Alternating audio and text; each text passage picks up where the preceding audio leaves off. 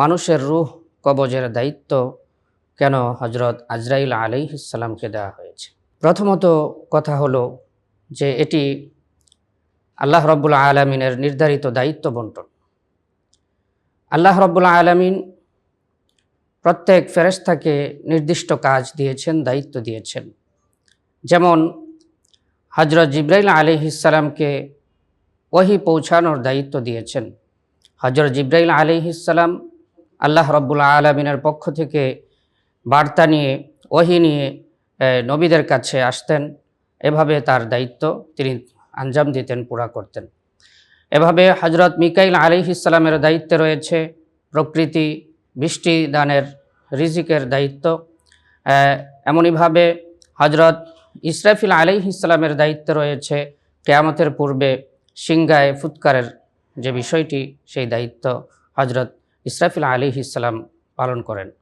এমনইভাবে হজরত আজরাইল আলাইহিস সালামকেও মানুষের জান কবজের দায়িত্ব, রূহ কবজের দায়িত্ব দেওয়া হয়েছে। এটি আল্লাহ রাব্বুল আলামিনের হিকমত ও প্রজ্ঞা অনুযায়ী নির্ধারিত।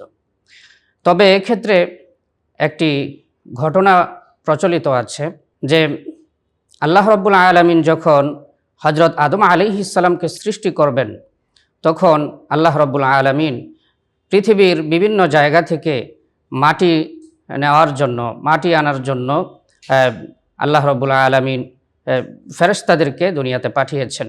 পর্যায়ক্রমে শুরুতে হজরত জিবরাইল আলাইহিস সালামকে আল্লাহ তাআলা দুনিয়াতে পাঠিয়েছেন মাটি নেওয়ার জন্য।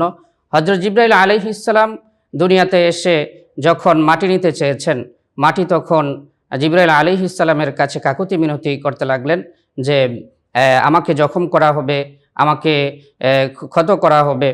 তো কান্নাকাটি করছেন আর মাটি নেওয়া থেকে তিনি আল্লাহ তাআলার কাছে পানাহ চাচ্ছেন। তো এই অবস্থা দেখে হজরত জিবরাইল আলাইহিস সালামের মাঝে দয়ার উদ্রেক হলো, তিনি মাটি না নিয়ে চলে গেলেন। এভাবে হজরত ইসরাফিল আলাইহিস সালাম, হজরত মিকাইল আলাইহিস সালাম এসে ফিরে যান মাটি না নিয়ে। পরবর্তীতে আল্লাহ রাব্বুল আলামিন হজরত আজরাইল আলাইহিস সালামকে পাঠান।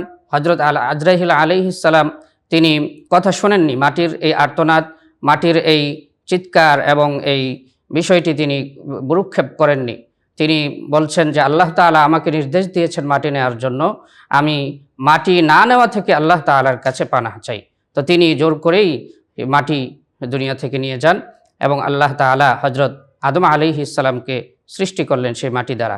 তো হজরত আজরাইল আলাইহিস সালাম যেহেতু কোনো দয়া দেখালেন না, তার মধ্যে দয়া কম বোঝা গেল, তো সেজন্য আল্লাহ তাআলা হজরত আজরাইল আলাইহিস সালামকে জান কবজের দায়িত্ব দেওয়া হয়েছে। এটা প্রচলিত আছে। তবে বিশুদ্ধ মতে কোরআন ও হাদিস, বিশুদ্ধ হাদিস থেকে এমনটি পাওয়া যায় না। তবে এই মাটি নেওয়ার ঘটনাটি এবং পর্যায়ক্রমে 4 জন ফেরেশতা দুনিয়াতে এসেছেন, এ বিষয়টি সহিহ হাদিস দ্বারা প্রমাণিত।